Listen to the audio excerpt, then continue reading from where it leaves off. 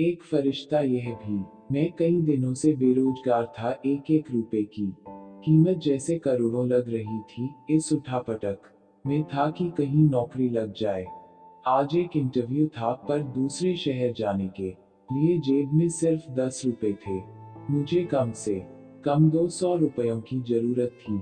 अपने इकलौते इंटरव्यू वाले कपड़े रात में धो पड़ोसी की प्रेस मांग के तैयार कर पहन, अपन योग्यताओं की मोटी फाइल बगल में दबाकर दो बिस्कुट खा के निकला। लिफ्ट ले, पैदल जैसे तैसे चिलचिलाती धूप में तरबतर। बस इस उम्मीद में स्टैंड पर पहुंचा कि शायद कोई पहचान वाला मिल जाए, जिससे सहायता लेकर इंटरव्यू के स्थान तक पहुंच सकूं। काफी देर खड़े रहने के बाद भी कोई नहीं दिखा। मन में घबराहट और मायूसी थी, क्या करूंगा, अब कैसे पहुंचूंगा। पास के मंदिर पर जा पहुंचा, दर्शन कर सीढ़ियों पर बैठा था। मेरे पास में ही एक फकीर बैठा था, उसके कटोरे में मेरी जेब और बैंक अकाउंट से भी ज्यादा पैसे पड़े थे। मेरी नजरें और हालात समझ के बोला, कुछ मदद चाहिए क्या। मैं बनावटी मुस्कुराहट के साथ बोला, आप क्या मदद करोगे, चाहो तो मेरे पूरे पैसे रख लो। वो मुस्कुराता बोला। मैं चौंक गया, उसे कैसे पता मेरी जरूरत। मैंने कहा, क्यों, शायद आपको जरूरत है। वो गंभीरता से बोला, हाँ है तो, पर तुम्हारा क्या, तुम तो दिन भर मांग के कमाते हो। मैंने उसका पक्ष रखते हुए कहा। वो हंसता हुआ बोला, मैं नहीं मांगता साहब, लोग डाल जाते हैं मेरे कटोरे में पुण्य कमाने के लिए।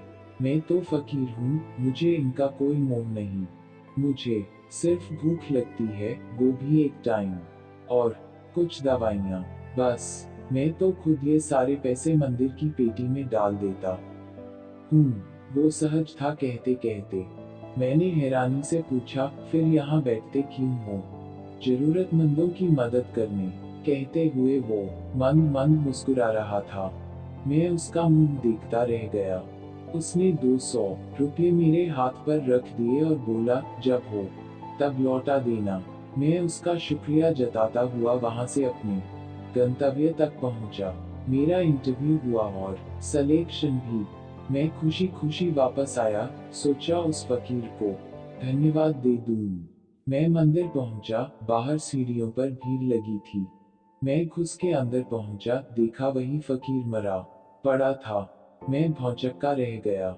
मैंने दूसरों से पूछा, यह कैसे हुआ। पता चला वो किसी बीमारी से परेशान था, सिर्फ दवाइयों पर जिंदा था। आज उसके पास दवाइयां नहीं थी और न उन्हें खरीदने के पैसे। मैं अवाक सा उस फकीर को देख रहा था। अपनी दवाइयों के पैसे वो मुझे दे गया था।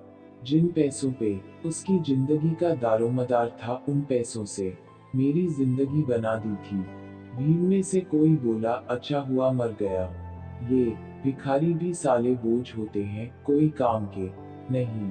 मेरी आंखें डब्बा आई।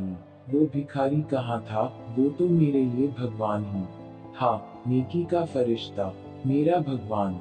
मित्रों, हम में से कोई नहीं जानता कि भगवान कौन है और कहाँ है।